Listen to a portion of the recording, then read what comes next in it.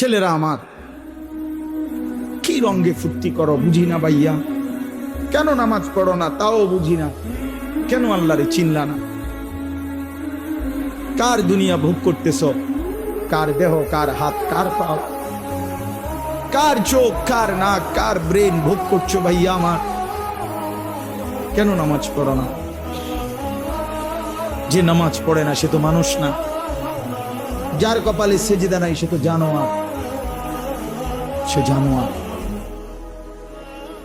যার কপালে সেজদা নাই তুই বেটা মানুষ না বেটা, তুই হাইওয়ান, জানোয়ার বেটা, জানোয়ার। 100 জানোয়ার বেটা, 100 জানোয়ার। যে কপালে সেজদা নাই তুই কিসের মানুষ বেটা? তোরে মানুষ বলবে কেন?